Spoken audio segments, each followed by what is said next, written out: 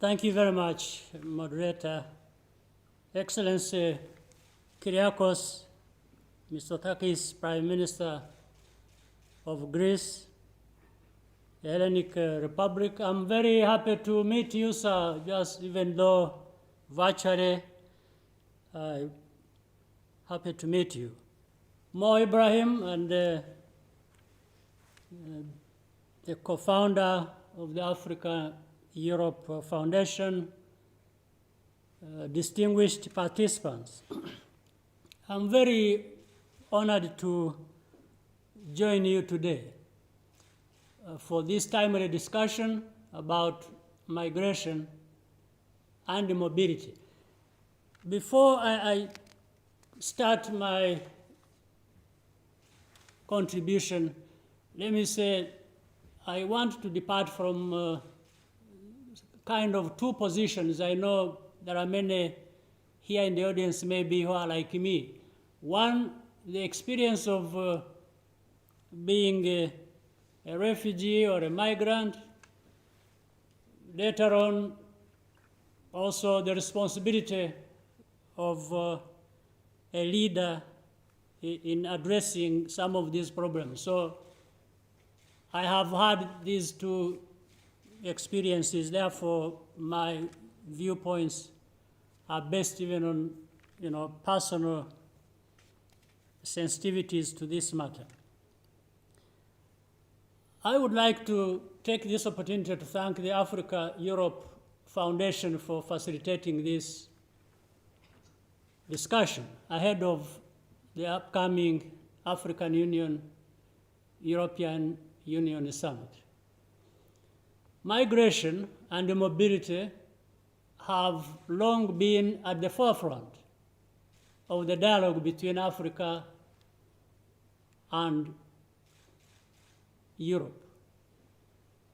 Several reasons as to the question raised by Mo Ibrahim, why Africans would migrate to Europe, say. Different reasons. Some of them justified, others not. But they are either political, economic, security,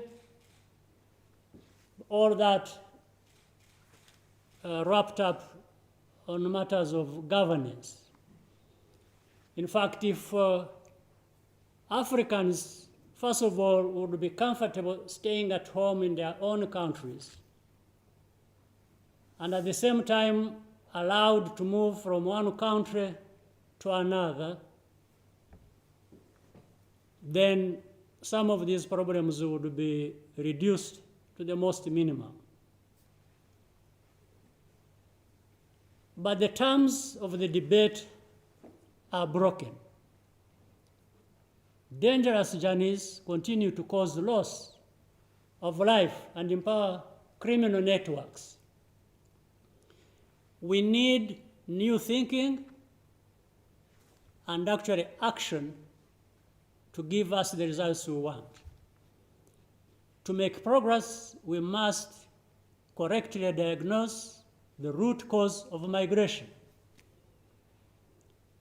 The most important driver is the imbalance in human capital opportunities between our continents, that is between, say, Europe and Africa.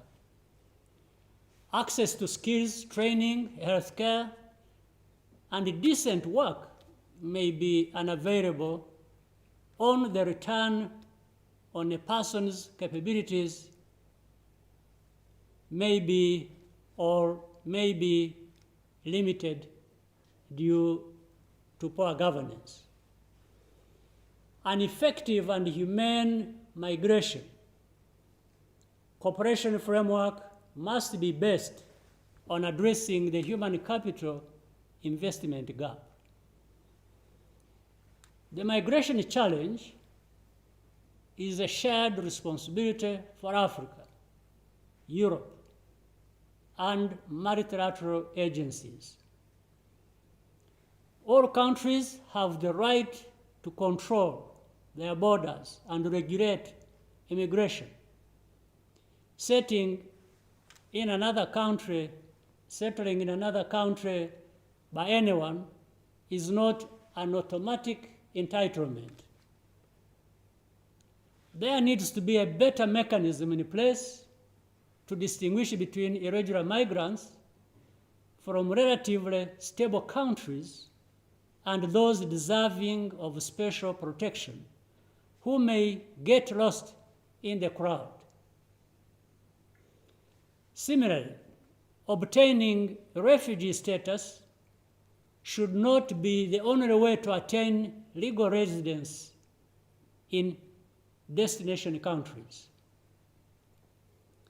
We also need to be doing a better job of engaging stakeholders on all sides of the migration question, particularly the civil society and advocacy groups which shape the political debate. Overall, our starting point is that every young African should be able to lead a dignified, productive, and safe life on the African continent, whether in their home country or elsewhere in Africa.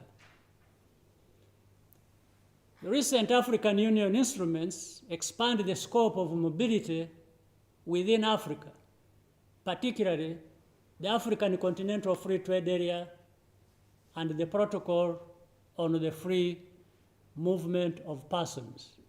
Here I want to say, of the 55 countries on our continent, so few have signed this protocol to allow freedom of movement by the Africans. Wide access to digital skills and technologies is one of the most strategic ways to modernize the migration policy debate. It is no longer necessary to relocate to Europe in order to participate directly in the European labor market, for example, by supplying outsourced services to European clients. Young Africans can do so from Africa with public-private technology investments that create jobs. Multi-year partnerships between Africa and Europe can help address the migration challenge both in humanitarian terms and more broadly. One example is the emergency transit mechanism established in Rwanda in 2018. In fact, the discussion started and the offer started in 2018 in partnership with the African Union and UNHCR to receive vulnerable migrants needing evacuation from Libya. Partners in Europe have supported this initiative as well. More than 650 migrants have been welcomed and protected at this facility while awaiting resettlement processing. More comprehensive forms of migration cooperation are also under discussion with some other countries.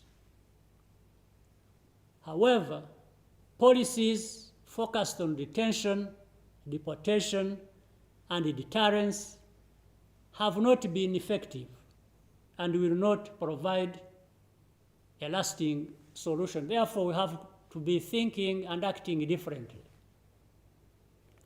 Migration in both directions will continue to be a defining feature of relationship between Africa and Europe for decades to come. It can be mutually beneficial, provided that it is orderly, safe, and focused on the needs and aspirations of each person. The best long-term approach is to work together to rectify the human capital gap that underlies the current crisis while reaffirming our obligation to provide protection and humanitarian assistance to those who need it. Distinguished ladies and gentlemen, therefore, we can build on this, and as long as we work together and have honest and straightforward discussion, I think this problem is really not insurmountable, and I'm talking from experience. What we have already done, as I said earlier, rescuing these migrants from Libya. We had done another case with Israel. We are now discussing with other countries. And I think if we put our heads together, we shall find a solution. Thank you very much.